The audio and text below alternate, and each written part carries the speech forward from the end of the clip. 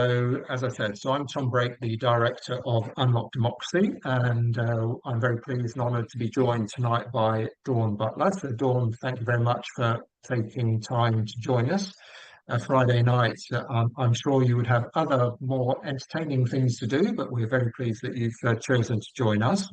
And I'd also like to thank our members and supporters for joining us this evening as well.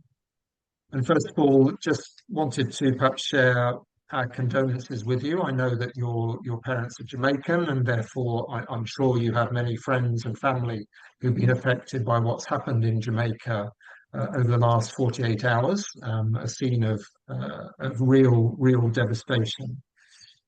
So Dawn was first elected as an MP in 2005, served from 2005 to 2010, and then again from 2015 to 2024, and now is serving each time in a slightly different, or a slightly different name of a Brent constituency: Brent South, Brent Central, now Brent East, but basically Brent. I think it's fair to say. And during your time in Parliament, you've held a number of shadow positions. First of all, women and equalities, black and minority ethnic communities, and also a ministerial position in the Cabinet Office under Gordon Brown, a role, a ministerial role representing young citizens and youth engagement, which is a big issue at the moment, given that the government are introducing votes at 16, something that we, Unlock Democracy, very much support. So we very much welcome that. Dawn, you stood for the deputy leadership of the Labour Party. And so now what we are hoping is you'll spend a bit of time telling us a bit about your political journey, what has helped, what has hindered, and perhaps what your aspirations are. And who knows, you might even mention the London mayoral position at some point. So, Dawn, thank you for joining us, and over to you. Thanks so much, Tom. There's nothing more important than our democracy, so it's an absolute pleasure to be here with you today. So yes, hi everyone. I can see there's lots of people in from all over the country, so thank you all very much. So as Tom said, that was an excellent introduction. Thank you very much. You can tell that you're political. You got all the political bits right. People always sometimes get those bits wrong. And so I'll very quickly sort of talk for maybe 5 or 10 minutes and then happily take questions and give a detailed response as I can to those questions. So how did I get here? I started off my working journey as a computer programmer, and it was a very male-dominated industry. And in that, I was sexually harassed for many years in that role. And so when the opportunity came to take redundancy, I took redundancy. And I took some time out from work. And looking back at it all these years later, it was a moment for me to heal, as well as doing the things that I enjoyed doing, which was spending time with people and helping people. So I raised a lot of money for various charities. And I did that for a while until my mother told me to go get a job. So I applied to the job centre to get my CV updated because I hadn't sort of been in work for a year. And I remember getting a letter to the job centre saying to come in for an interview. Now, I had worked in the city, so I was of that mindset. So I turned up at the interview all suited and booted and with my leather briefcase. And they thought I'd come for a job in the job centre. So they took me into a separate room and I took a test. And then I got the job and I became a manager in the job centre. And I ensured that everybody was a member of the trade union. I was on a mission to get as many people signed up as possible because I understood and realized how important the trade union movement was. Because in my time when I was working as a programmer, I didn't have much of a voice by myself. And then the unions basically saw how much work I did for them. And then I got headhunted to join a trade union and work for a union full time as a recruitment officer. And then I got headhunted again from the GMB. And I then worked for the GMB for 10 years. And then in that time, there was an opportunity to go for um, a seat in Hackney because somebody had defected. Now I was cool. I didn't want to be an MP. I was like, no, no, no, I'm good. I'm good with what I'm doing. I'm a trade unionist. I'm doing what I love. I'm helping people. I'm getting people's rights in order. But after a while, it took a little bit of persuading, but after a while I thought, okay, I can try and do this my way. So I didn't win that one, but I say I didn't lose, I learned, and I learned what I needed to do if I wanted to win. And that was an important lesson, I think, for me. And then I stood again in Newham and they said, that seat's already earmarked for somebody else. And I said, that's fine. I know what I need to do. Uh, and I lost that selection by 4 votes. And then I thought I was done. And then actually, thank you for mentioning Jamaica, Tom, because uh, it's complete devastation. Um, and I'm doing a lot of work to try and help with the aid effort. Really annoyed that 2 flights went out empty today. By the way, I'm very angry about that. But anyway, after Newham, I decided that I was going to Jamaica and I was just going to go and sit on the beach, drink some daiquiri, and have some fun. And then um, and then the opportunity came because Paul Boateng went to South Africa in Brent, and the GMB was like, and Paul Kenny was like, "Come on, Dawn, we're all behind you this time," even though it was still earmarked for somebody else. And that's the long story short. And I stood, and then I became the MP in Brent. And so that's my journey here. So it's never been an easy journey. I've never been the favorite one or the front runner. And that's kind of the story of my life. I'm working in male dominated fields, mainly white male dominated fields, has also been the story of my life. And you mentioned Mayor of London as well, Tom. Um, Yes, I think, I mean, how that came about is that I was diagnosed with cancer and had an operation in 2023. And I had time to just get all my thoughts together as I was recovering and healing. And I started writing a book. Actually, where is it? I'll find one. There's normally always one handy. And I started writing a book. And as I was writing that book, the thought came to me, what do I want to do next? And I love being the MP for Brent, all the different iterations. But I thought I'm a Londoner through and through, and to think that somebody like me could even consider that I could stand for Mayor of London would just be absolutely wild and phenomenal, and bring my kind of passion and unity to the role. I'd love to have that opportunity. So yeah, that's my next goal. Thank you very much, Dawn. I can just remind people to put their questions in, and we've got some already lined up. Um, and also just to remind people, I'm sure this will be the case, to be civil in the chat. People might get heated, but let's do so in a diplomatic way. Agree disagreeably, or agree. No, that's the wrong way around.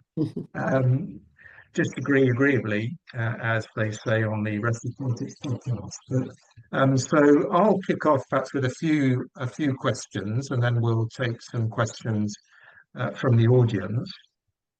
I was interested that you started your career as a computer programmer. I'm sorry to hear the experience you had, because that's how I started my career. And I'm interested to hear that I think the first election you fought was in Hackney. That was also the first election I fought, albeit for Hackney Council rather than the parliamentary seat. So some interesting parallels there. You mentioned at the beginning that there's nothing more important than our democracy, and I absolutely agree with you on that. And I mean, do you think that there are any particular democratic reforms that you think could make a difference in terms of perhaps making politics more representative than it is in terms of the people who participate in politics? Yeah, I think the problem that we have is with the disillusionment that people have around politics is that what they then decide to do is to not participate. And we need to open up the franchise to ensure that as many people participate in our democratic process as possible. And that's why reducing the voting age to 16, I think, is a good idea. Um, it obviously also comes with risks, right? And so we have to be more engaging and ensure that people feel that their voices are being heard. And I have always been an advocate for PR, but a hybrid type of PR because for me, it's really important that I represent my constituents. And any kind of voting system that divorces the member of parliament from their constituents, I think is really dangerous because then you don't have that accountability. I like the fact that I can walk down the road and people can talk to me and we can have a discussion um and I can then represent those views in Parliament. So it would have to be some kind of hybrid system. But I do think it's something that we should look at. The biggest fear is that it often means that you have more fringes so smaller parties get more of a say, whether that's sort of right-wing parties, etc. I think in this day and age now, with the rise of reform, that's already here. And so I do think there needs to be more discussions and debates. I like the idea of people's assemblies.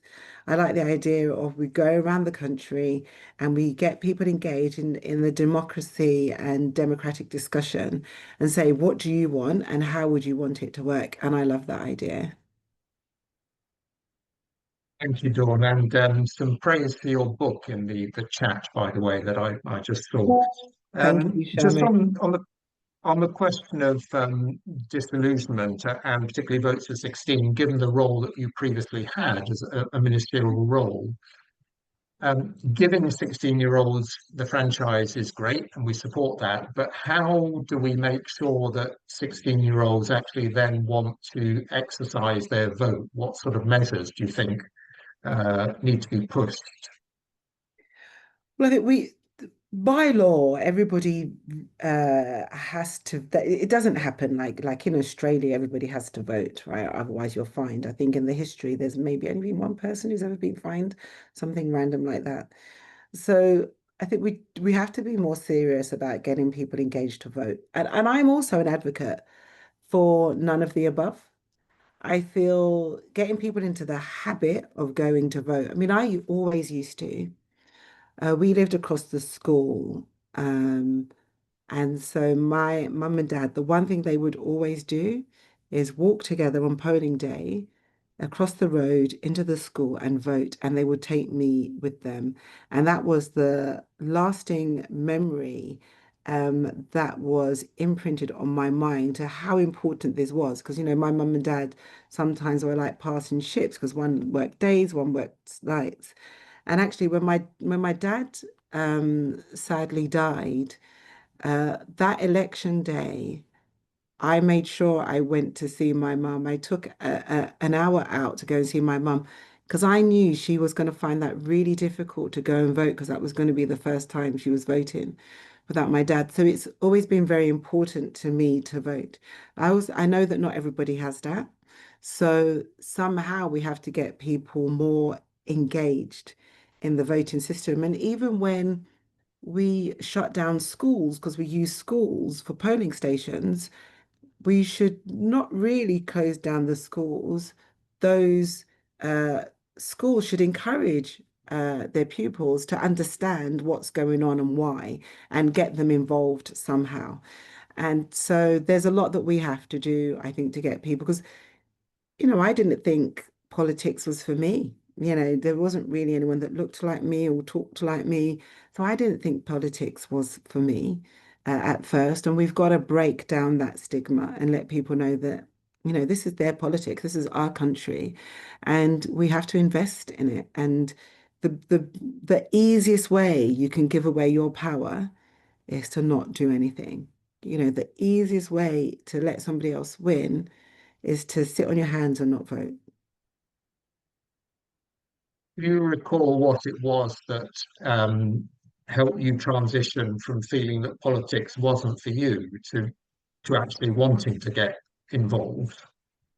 Yes, I think the first time when I stood in Hackney, I mean, I wanted to do it, but it was almost a reluctant kind of, okay, I'll do it. You want me to do it? Okay, I'll do it.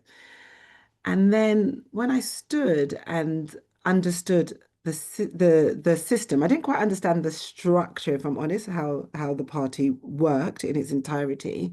I was essentially just a foot soldier. I was a trade unionist and I would deliver leaflets on, up until election and in between. Um, but I understood then that I could do it my way and people liked my politics. And when I stood in Newham, people from Hackney came over to help me in Newham, and that said to me that, if you are authentic and you have things that you believe in, then people will follow you. And then when I came to Brent, I had people from Newham and Hackney come to Brent to help me. So it just grew and grew and grew. And and I thought to myself, and it's hard. People every step of the way will try to hold me back or try to run me off my path. And today we put out our latest block of the month. Um, it's and which is just, the horrendous abuse that I get on a daily basis. There's no exaggeration. We have streams and streams and streams of abuse. And this week, because I called out Sarah Pochin's racist comments in Parliament, my goodness, there was a spike in abuse. And so I think it was people sort of saying you can't do it is always a driver for me to do it. Always a driver.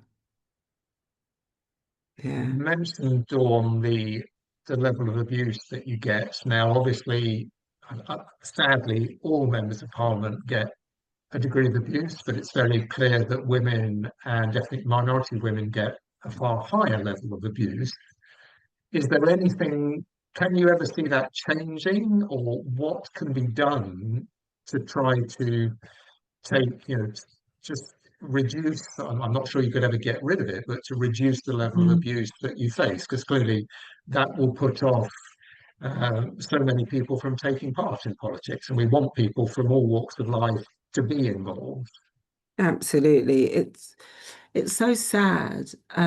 I think that I don't think it's ever going to stop in answer to your question, Tom. Unfortunately, I feel that's the reality. I think we have to change how people engage on social media platforms. There has to be a sign up. It doesn't mean that it has to be made public, but there has to be a sign up and some accountability. And that I think will help limit some of the abuse. And for the people that are caught, I mean, I've had people come to my surgery, for instance, and say, "Oh, by the way, I'm such and such." And it shocked me because then I'm like, you said this. And then they're like, oh, well, that's just me online. That's not me offline. I said, no, that is you online and offline. And I've refused to see people because I'm like, I don't, I've got this saying that do not reward bad behavior. I don't reward bad behavior. Um, and actually today, um, I there was a guy who was really racially abusive to me, and I reported it. And we have a place that changed a bit since your time, but there's a plate in Parliament where you can report abuse, and they also monitor the abuse. And I reported this abusive comment, and then the police wanted to come and see me. I can't remember it wasn't sort of in London. This person lived, I can't remember where. And the police came, and this police officer was really quite traumatized and distraught. And I was rushing because it was sort of, there was a vote shortly, and I had so much on my head, and it takes up so much of my time. And I had to give my statement. And he said, "Thank you very much. This person wasn't on our radar, but when we went to his house and we saw what was in his house, thank you very much for helping us, uh, and highlighting what is, and it was going to court." So he wouldn't tell me what exactly it was and what they found at his house, but this police officer was very, very, very distraught. And in the end, I had to leave him with a member of my staff when the bell went, and I was like, look after him, because he was, and I questioned today what happened because I wanted to find out whether it's gone to what happened in the court case, who this guy was, so I can actually look up what this guy was all about.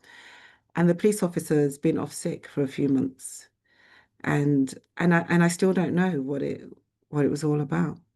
So it's important to call it out, and because we don't know who's behind the screens and the racist abuse. Very sorry to hear that, and I don't think people quite understand the level of abuse that you and other MPs actually get. Um, I'm now going to look at some of the questions. So I'm going to initially prioritize the questions that are sort of not democracy related, so about democracy. I've also seen that there's I think probably some casework in the Q&A, which we will capture and pass over to you. I don't think it's appropriate to deal with that at present. But so a question from iPhone for Jerry. Hi, Dawn. Do you think that with the APPG on electoral reform, so that's the one that's pushing for proportional representation, in play, that there is now a real probability rather than a possibility for change, so that in future more votes will matter? Say that again, Tom. We broke up a bit there. So the question was, do you think that the APPG on electoral reform, which is now the biggest all-party parliamentary group in Parliament, which is campaigning for electoral reform and proportional representation for Westminster, is that an indication that things are going to change and that PR of the type that you said you would favour, which is still maintaining constituency link, do you think there's any possibility or probability that the government will entertain that?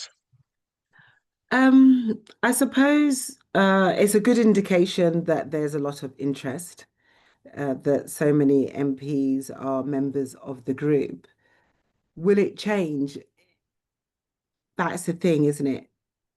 Governments very rarely change anything to do with electoral reform unless it's going to benefit them. So when the Tories brought in voter ID, basically it's because they thought that would suppress the Labour vote and increase their vote. As it happens, that wasn't the case, but that was the reason why they brought it in.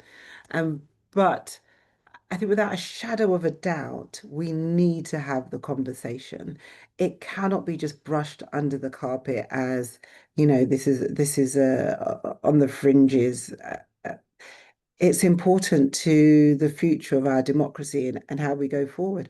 The mayoral system has now been changed back to PR from first past the post. So I think there needs to be a discussion. We can't hide from that.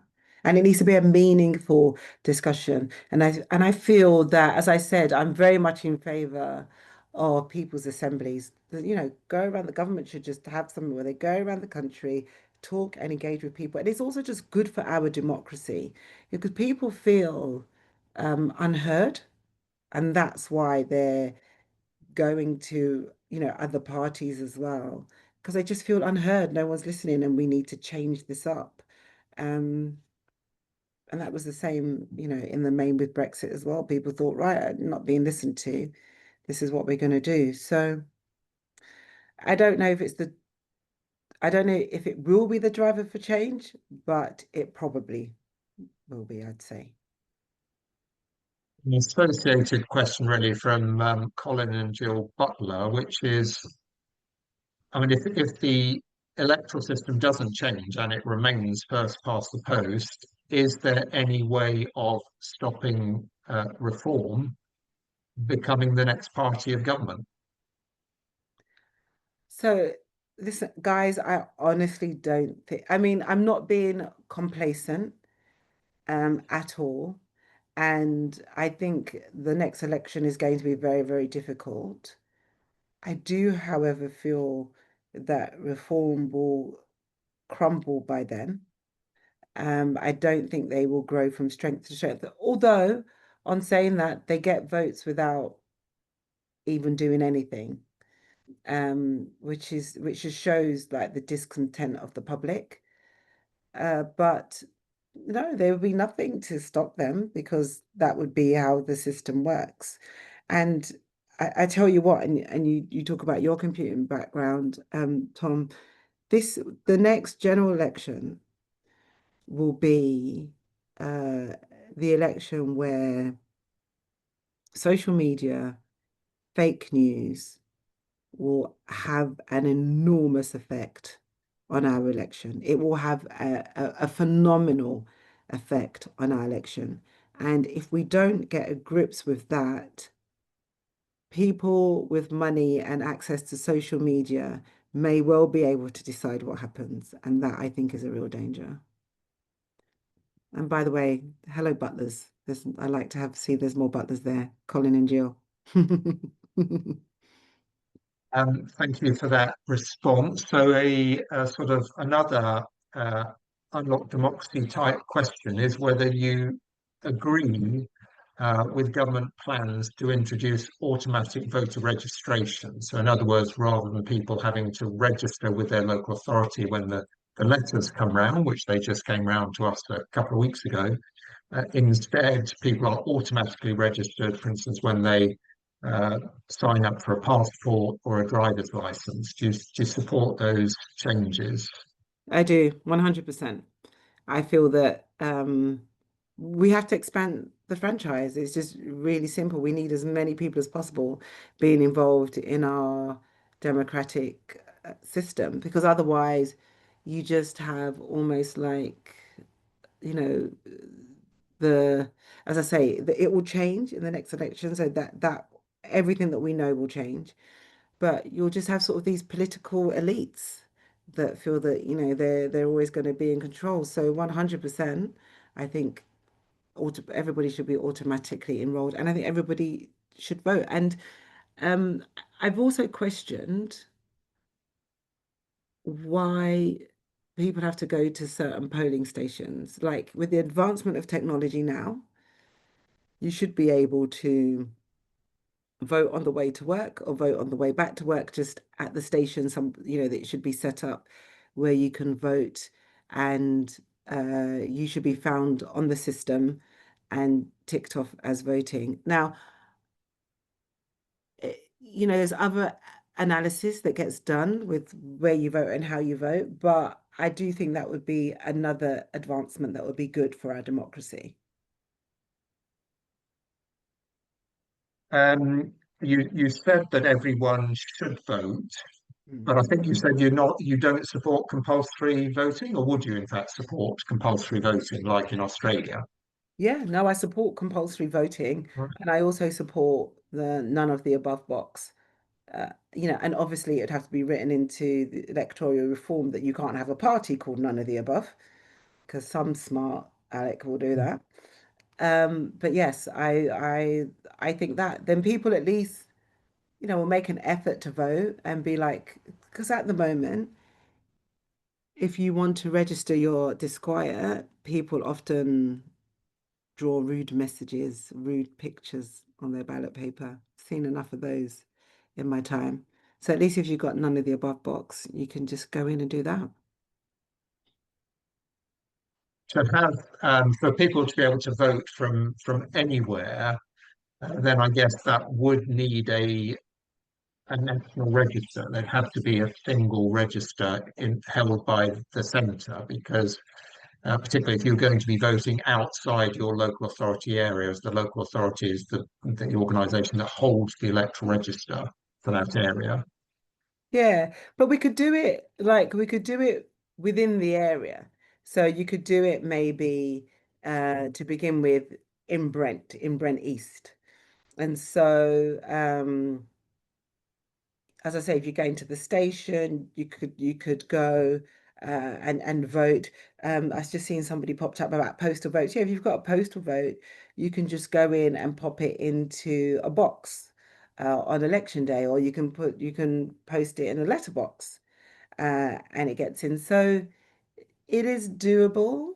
Um, and I feel that would be, a very good step as well. Make it as convenient as possible for people to vote. Let's hear.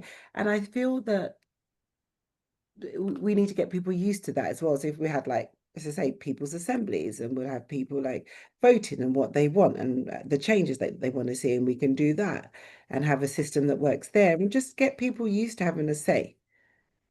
I think it'd be good. In the Q&A, there are a number of questions around proportional representation because you mentioned the fact that you'd like to maintain the constituency link. Um, and one of the questions is, would you feel that constituency link was maintained? For instance, if the constituency you were representing was bigger, because obviously one of the ways of making PR work would be to do something similar to how the European Parliament elections worked when we were part of the European Unions, where when London was a constituency that elected a number of London members of the European Parliament. So you could have a constituency, but it might be bigger than the present arrangement. I'm not sure I can cope with the bigger constituency, to be honest. But I know there'll be other MPs as well. And I mean, we'd have to talk it through to see how that would be divided up, who would take responsibility for where or what, how we'd be able to make sure that if you have a bit of casework that that's followed through. Um, because you may have, like right now in Parliament, you have MPs who work very hard and MPs who don't work so hard. And it's like, how would you balance that out so there wouldn't be unfair burden on the MP that's hardworking? And so there'll be a lot that would need to be discussed. But that's exactly the debate we should be having, right? Like, how would we make this work? How would this work for representatives and for the constituency?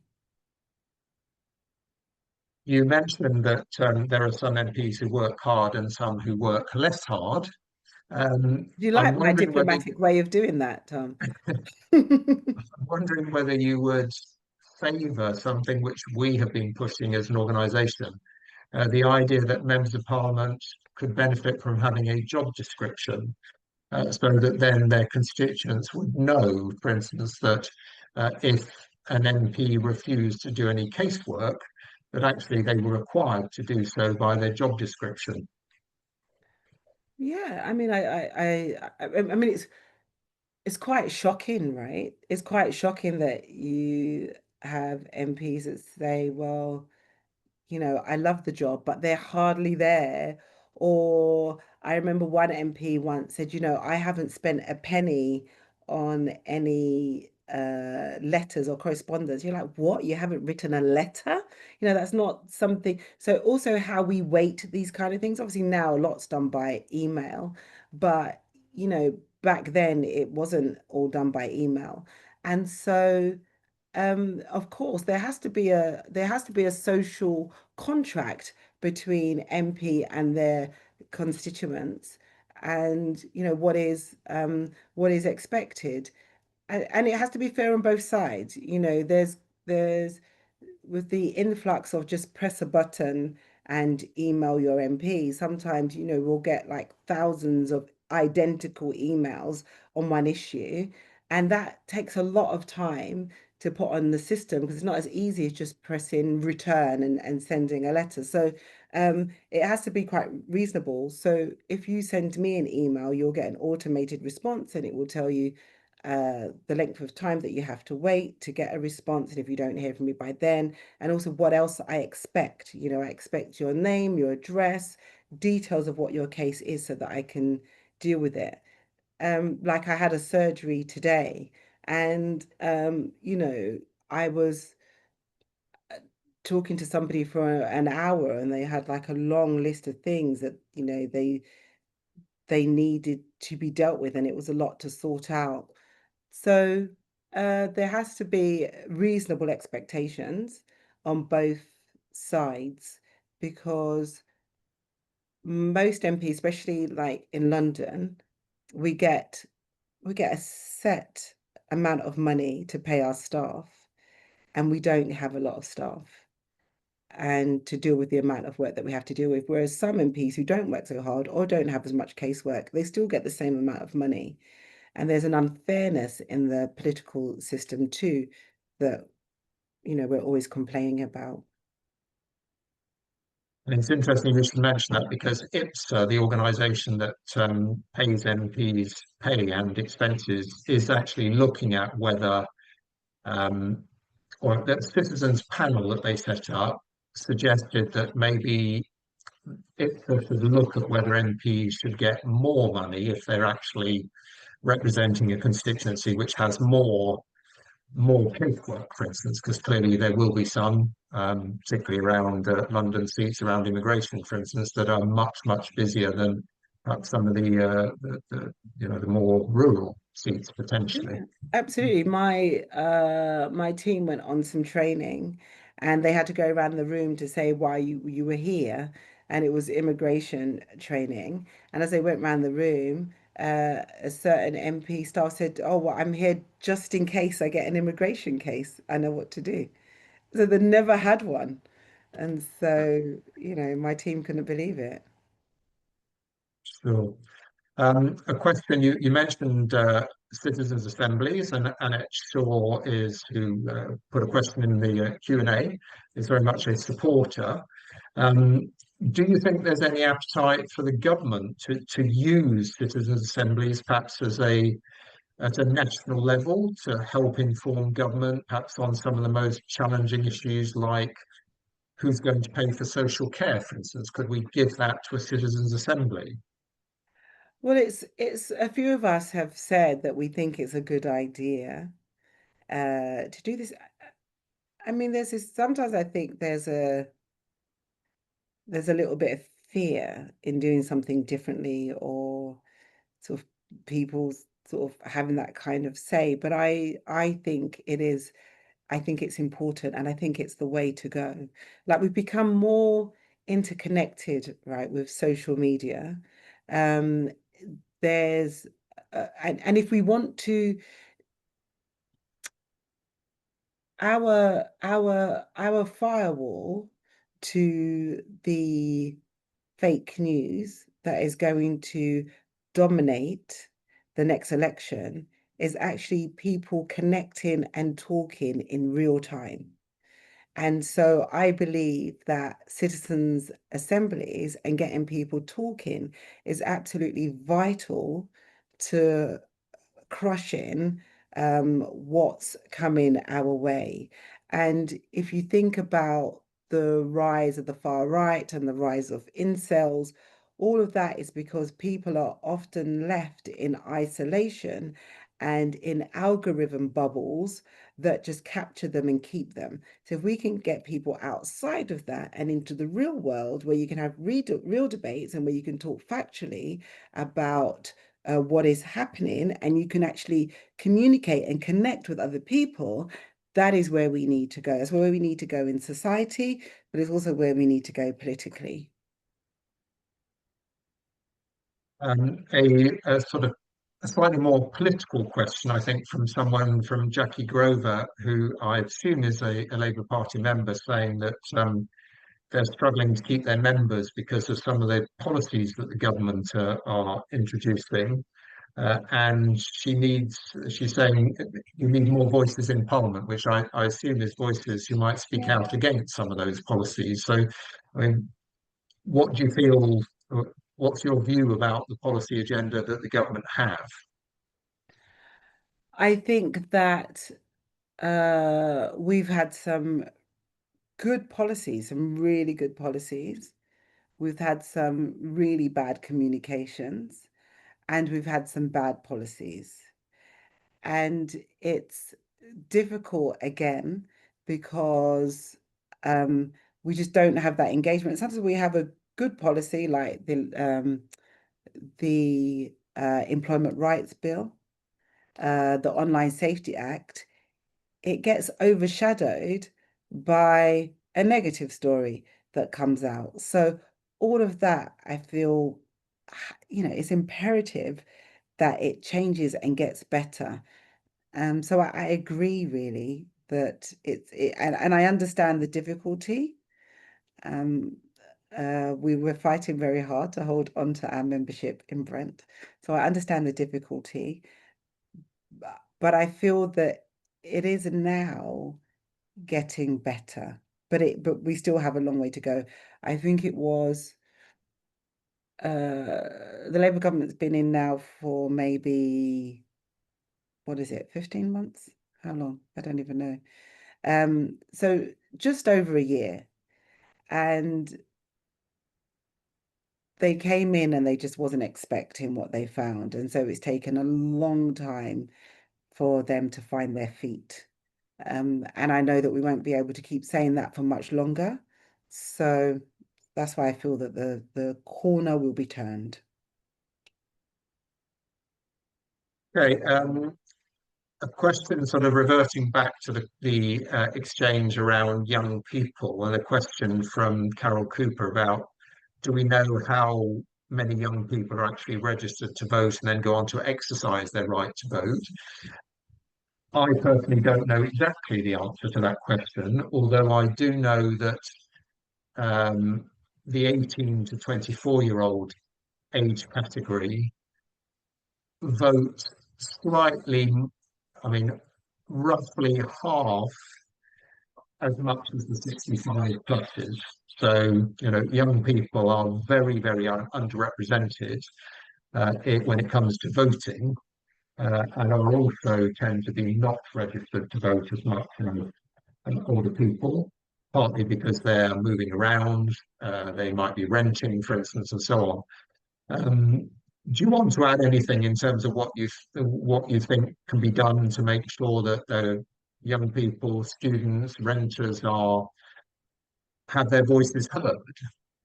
Yeah, I think voting is habit forming.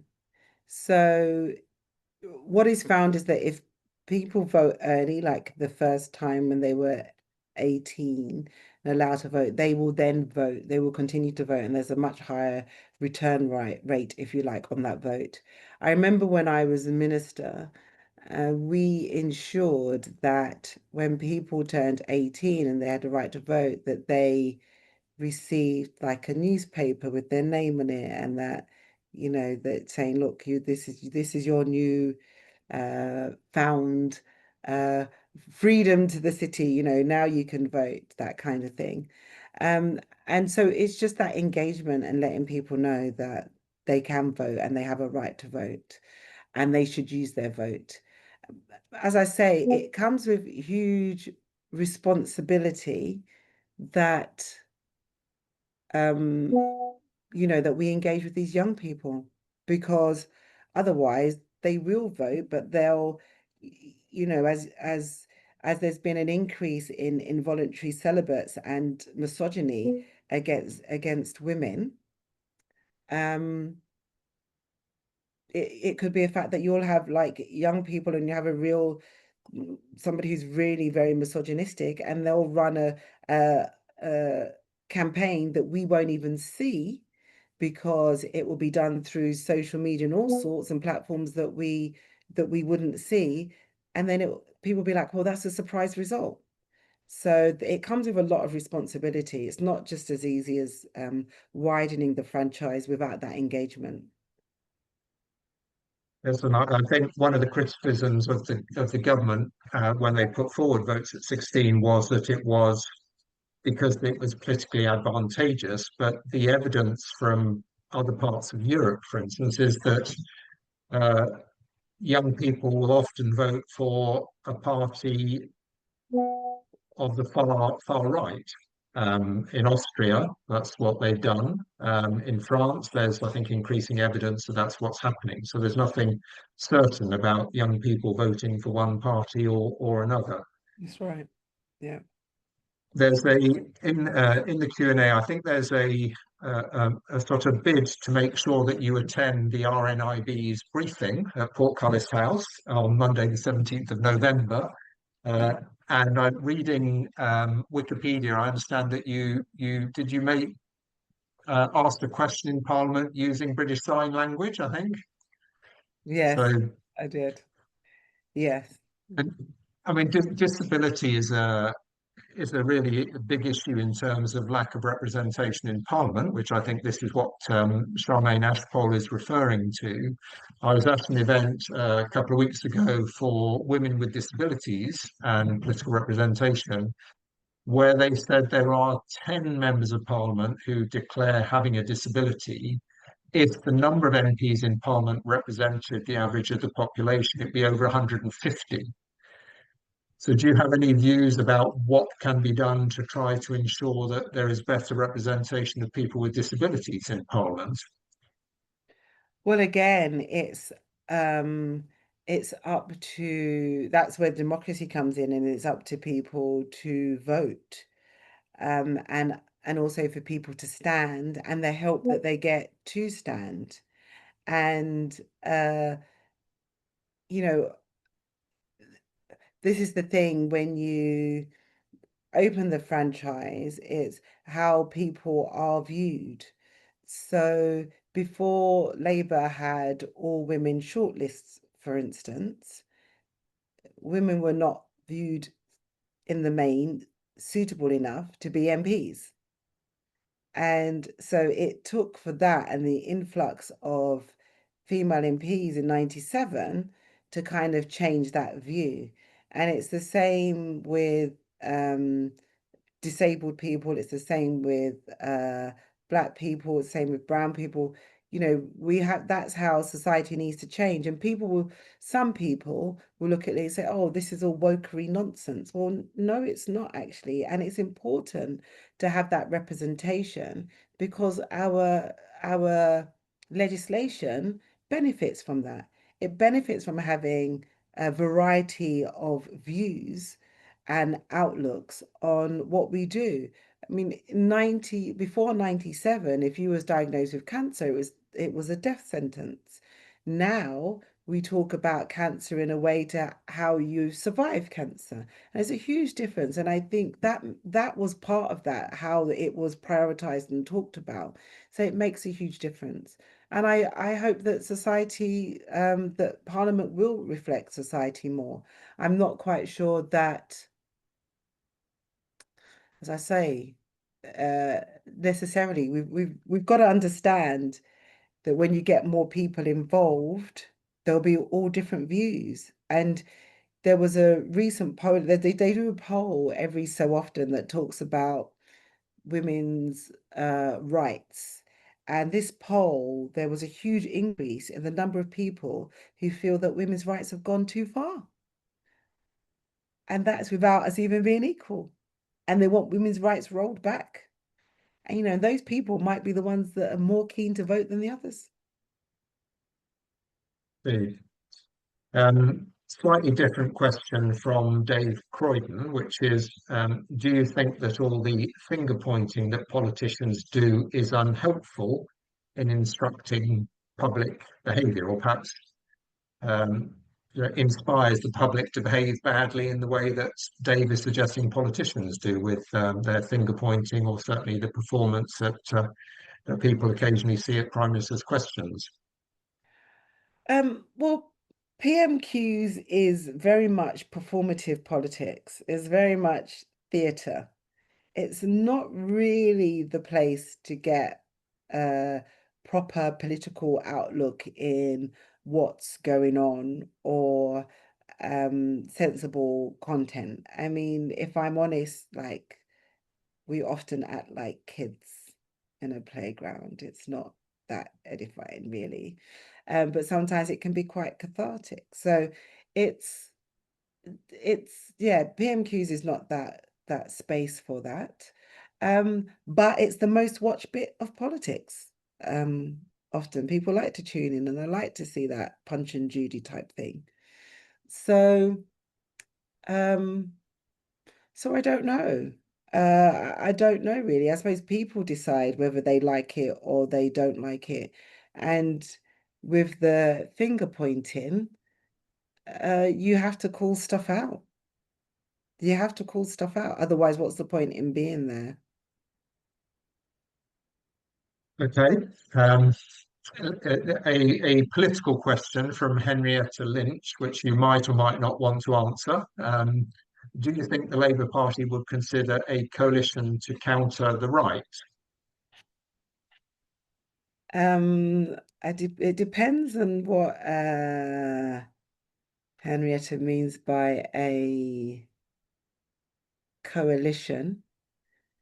Um, do you mean a coalition in voting terms where there's a pact and an agreement? I don't know. But what I will say is we have to counter the far right. Our country is way better than what the far right purports us to be. And we can only fight them by being united. And so it is vital that we are united on that. Okay. A question which is very much in line with Unlock Democracy's policy, which is around the Electoral Commission. Um, some people on this call will be aware that the previous government introduced a government power to set the strategy and policy for the Electoral Commission, which the Electoral Commission at the time denounced as being something that would basically mean that they were no longer independent. Um, Certainly in opposition, I think Labour were echoing the concerns of the Electoral Commission, but now it would appear that the independence of the Electoral Commission is not on the government's agenda and will not be in the elections bill, which we expect in January next year. So I don't know whether that's something that you might be willing to push for, because the Election Commission should be an independent regulator of our elections, because it investigates political parties. Um, Hmm. Uh, let's take that offline and have a discussion around that. I'm planning to put forward some amendments to the bill, um, especially as I said around fake news, etc. So let's take that offline and have a conversation around that. okay, Yeah. I would very much welcome that. A question from Helen Grogan about, should we have online voting rather than going to the polling station? There are countries that do online voting, and some of them do online voting for instance, just their overseas citizens to guarantee that those votes are actually counted. Would you favour online voting? Uh, I don't think we have a secure enough system for online voting, and that's fundamentally the problem. Do I agree with it in principle? Yes, I do. Um, because as I say, if your belief is that we need to expand the franchise and get as many people as possible voting, then we need to make it as easy as possible for people to vote. So so then yes, I would have to follow my own train of thought and commitment and say yes, that I would agree with online voting.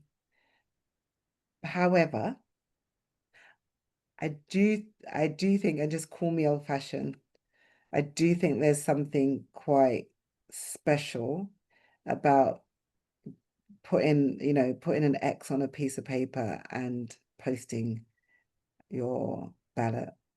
I think there's something quite quite present about that, like it's a deliberate act that you're doing something to engage in democracy because we do so much online and on our phones. But, in principle, yes. I think particularly for overseas voters, I think online voting is the only way of of guaranteeing that those votes are counted. Yeah, Um, yeah, Too many of them arrive after the polls have closed and the votes have been counted. So yeah, yeah, yeah. there's a question from Margaret Onions, which may be just about the last question we have time for, which I think is quite a challenging question, and which applies to any member of parliament whose party is in government. And her question is, she says, "It has been eating me for a long time. How do you think people not represented by their own party can express themselves to their own party, especially when they are the ones in government?" So I guess this may be a question, how can members express their unhappiness? Or indeed, how should there be a way for members of parliament to express their unhappiness with their own party of government, perhaps without suffering the consequence of losing the whip, for instance? Well, a lot of it gets done behind closed doors. So there's a lot of expression of unhappiness, making myself laugh. There's a lot of expression of unhappiness behind closed doors. I mean, see, on one hand, nobody likes a divided party. So nobody likes a party that is like falling in on itself because you then seem weak. And so that's not a good look. So there does have to be discipline. Um, so, but there needs to also be a way. And as I say, a lot of it is done behind closed doors and you'd never see it. But also, I will admit that, the parties, and my particular party, the Labour Party, uh, needs to understand that we're all on the same side, even though we may have different views. We are a broad church, and we should continue to be a broad church, and that means respecting people's opinions, and experiences. So, thanks for that, Margaret. Okay. Well, thank you very much, Dawn. There's been lots of thanks in the Q&A and the chat for you joining us. It's been a pleasure having you with us and hearing about your political career and maybe your future political career if an opening for the mayoral slot becomes available. But we've had a very good exchange, and I hope you enjoyed the experience. And certainly, we've enjoyed you standing up for democracy and spending time with us this evening. So, thank you very much, Dawn. Thank you, Tom. Thank you, everyone.